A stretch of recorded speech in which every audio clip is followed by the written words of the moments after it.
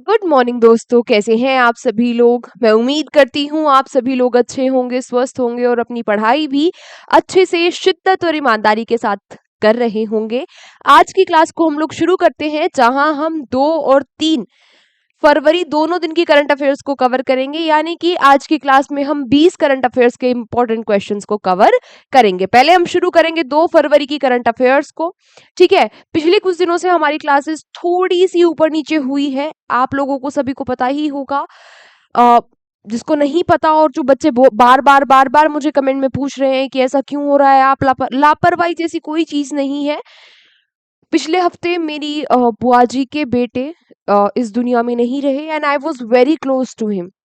पर फिर भी मैंने अपनी तरफ से पूरी कोशिश की है कि मेरी पर्सनल जो अ, चीजें हैं उनकी वजह से आपकी पढ़ाई खराब ना हो, इसलिए मैंने 2 दिन की क्लास एक साथ ली। पर संडे की क्लास में नहीं ले पाई, तो मैंने आपको पहले ही बता दिया था कि आप खुद से रिवीजन कर लेना।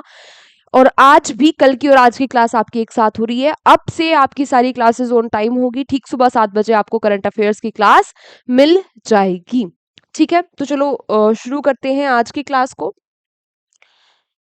आज का पहला क्वेश्चन आप लोगों से क्या कह रहा है कि अभी हाल ही में जो पटना बर्ड सेंचुरी है और जो छरी दंद है, इनको रामसर साइट की लिस्ट में डाल दिया गया है भारत में। आपसे पूछ रहा है कि ये कहां पर स्थित है। बात की जाए पटना बर्ड सेंचुरी के बारे में, तो ये इतहा इतहा उत्तर प्रदेश में स्थित है। और बात की जाए छरी छरी दंड के बारे में, तो ये कच्छ रीजन में स्थित है। कच्छ कहाँ है?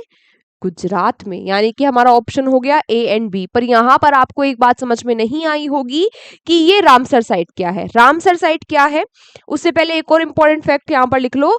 अब इन्हीं के साथ दो नई जो रामसर साइट जुड़ गई है, इन्हीं के साथ भारत में रामसर साइट्स की टोटल संख्या हो चुकी है 98। अब बात करूं अगर मैं रामसर साइट के बारे में, तो 2 फरवरी 1971 को ईरान के रामसर में, कहा रामसर ईरान में एक कन्वेंशन हुआ था वेटलैंड्स के लिए। अब ये वेटलैंड क्या होती है? ये होती है आर्द्र भूमि, है ना।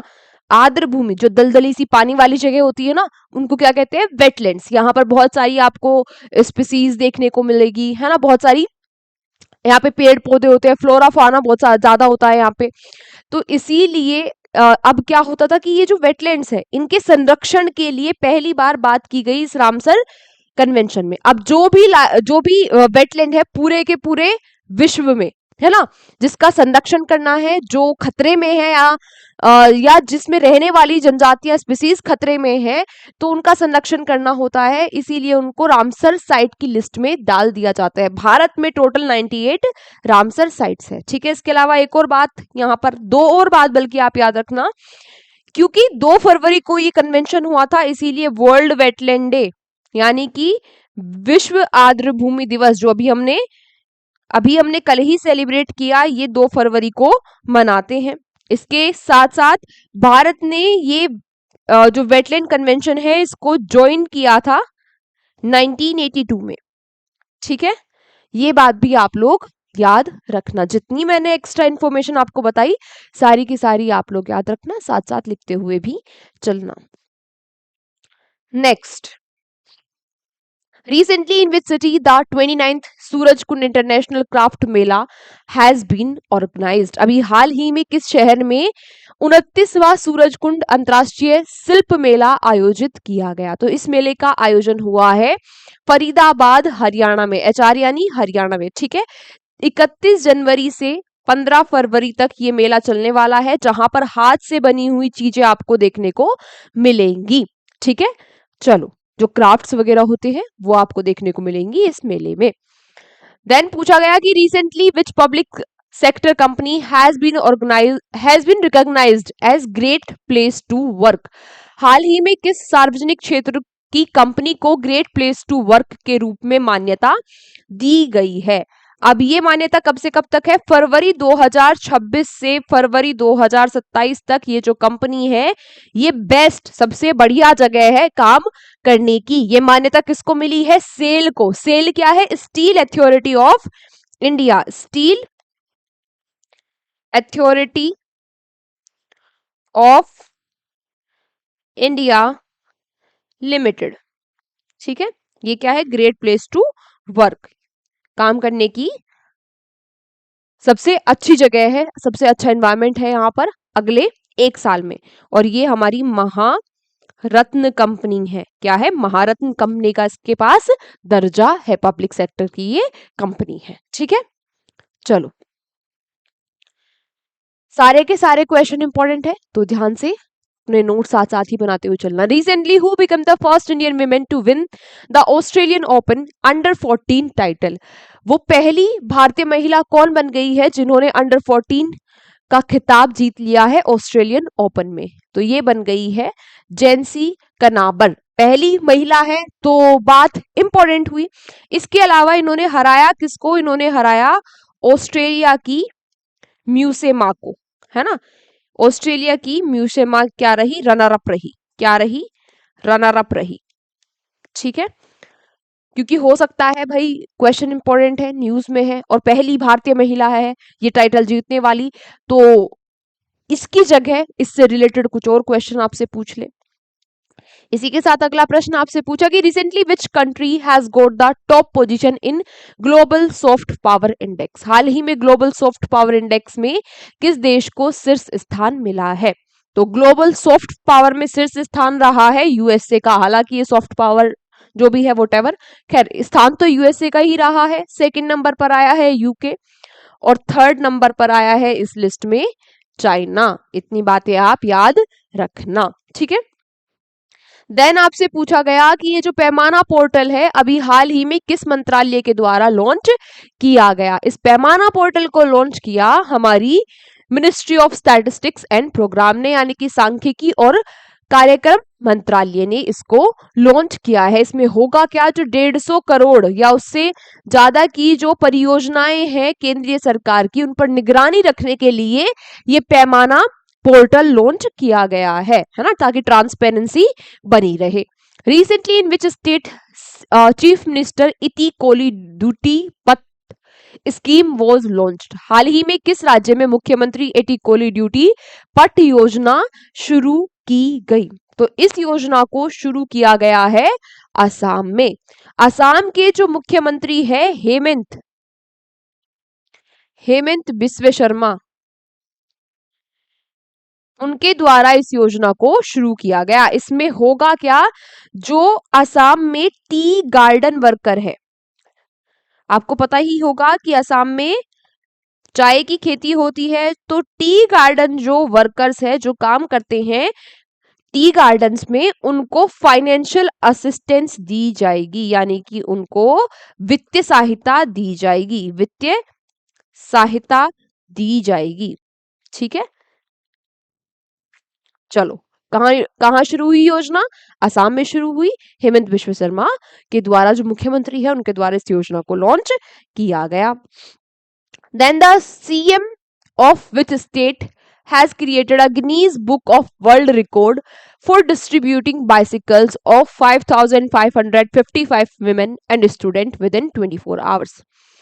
आपसे पूछा कि अभी हाल ही में किस राज्य के मुख्यमंत्री ने 24 घंटों के भीतर 5,555 महिलाओं और छात्राओं को साइकिल वितरित करके Guinness book of world record बना लिया है? तो ये बना लिया है किसने? आंध्र प्रदेश में, है ना। आंध्र प्रदेश के जो मुख्यमंत्री है एन चंद्रबाबू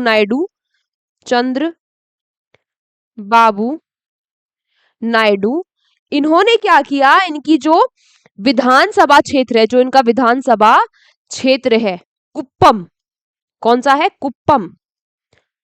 ये कहां पर आता है? चित्तूर डिस्ट्रिक्ट में। तो इन्होंने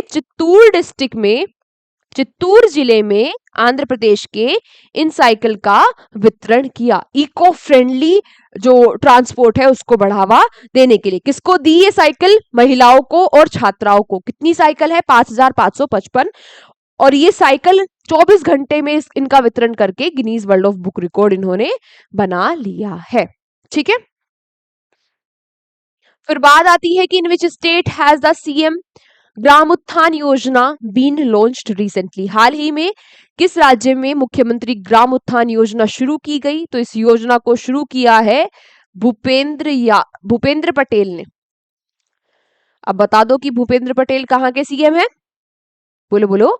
बिल्कुल सही बात, गुजरात के मुख्यमंत्री है, इन्होंने ये जो योजना है इसको शुरू किया गुजरात में। अच्छा, बात की जाए इस योजना में होगा क्या, तो जो ग्रामीण क्षेत्र है, ग्राम उत्थान नाम से ही आप समझ रहे होंगे कि जो रूरल एरिया है उनका डेवलपमेंट करना, उनमें शहरों जैसी फैसिलिटी प्रोवाइड करवाने के लिए इस योजना, ग्राम उत्थान योजना को शुरू किया गया गुजरात में। फिर आपसे पूछा गया कि who has been elected as the new deputy CM of Maharashtra, Maharashtra के उप मुख्यमंत्री कौन बने हैं। मैंने लास्ट क्लास में आपको पढ़ाया था, जो महाराष्ट्र के उप मुख्यमंत्री थे अजीत पवार जी, उनका निधन हो गया। अजीत पवार जी का निधन हो गया, उनका जो प्लेन, जिस प्लेन में वो जा रहे थे वो प्लेन क्रैश हो गया। ठीक है, इनके बाद इनकी जो पत्नी है सुनेत्रा पवार, वो अगली उप मुख्यमंत्री बन गई है महाराष्ट्र की। आज आप लोगों के लिए क्वेश्चन फॉर यू, मतलब कल की क्लास का, 2 तारीख की क्लास का क्वेश्चन फॉर यू आप लोगों के लिए है। आपको मुझे बताना है महाराष्ट्र के बारे में, महाराष्ट्र की राजधानी क्या है, महाराष्ट्र में सीएम कौन है, गवर्नर कौन है और उप मुख्यमंत्री कौन है, ये मैं आपको भी बता ही चुकी हूं। ठीक है, चलो, ये थी हमारी 2 तारीख की क्लास। अब हम फटाफट से कवर करेंगे इसी तरीके से 3 तारीख की, यानी कि आज की क्लास को भी। बात समझ में आ गई? बात समझ में आ गई? तो चलो देखते हैं आज के क्या क्या इंपॉर्टेंट क्वेश्चंस है। Recently in which state is the tribal festival called Nagoba Jatra celebrated. ठीक है, सेलिब्रेटेड। अभी हाल ही में नागोबा जात्रा जो फेस्टिवल है ये कहाँ मनाया गया? ये मनाया गया तेलंगाना में। तेलंगाना में जो केसलापुर गांव है, जो केसलापुर गांव है, वहां पर ये फेस्टिवल मनाया जाता है। अच्छा, ये फेस्टिवल वहां पर मनाया किसके द्वारा जाता है?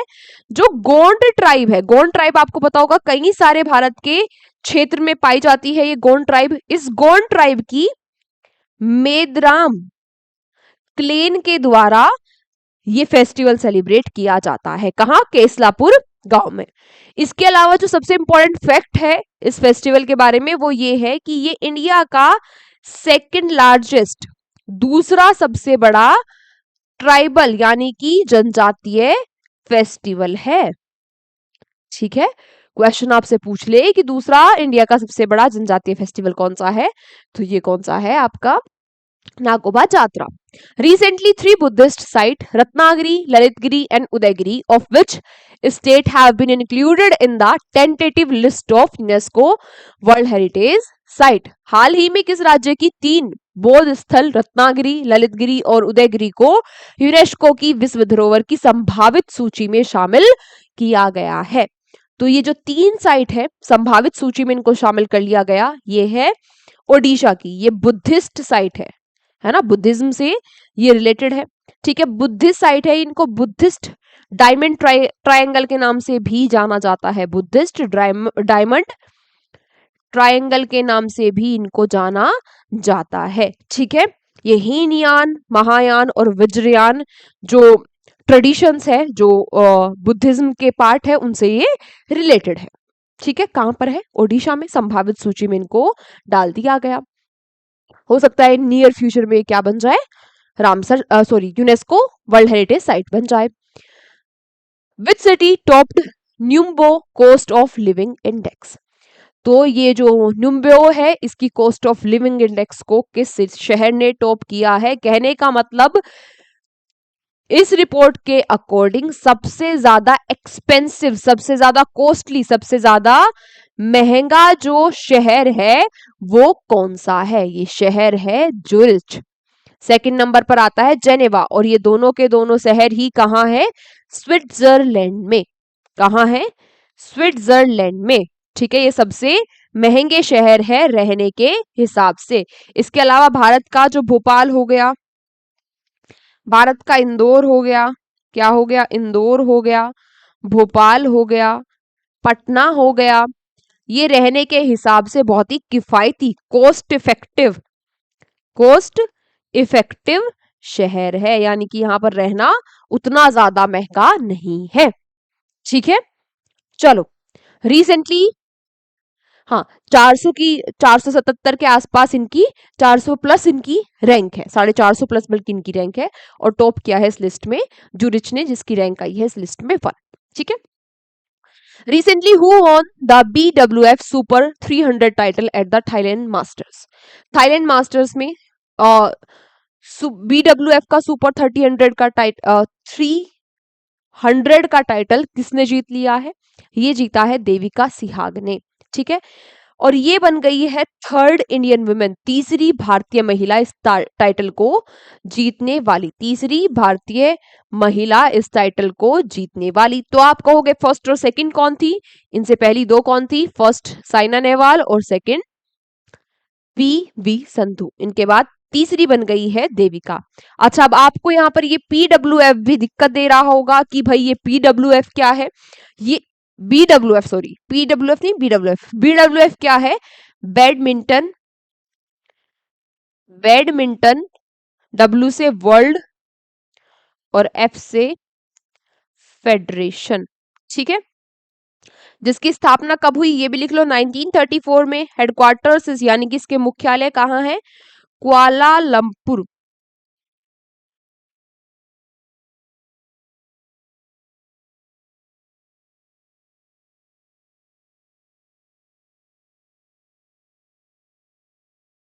कुआलालंपुर मलेशिया में इसके हेडक्वार्टर्स है।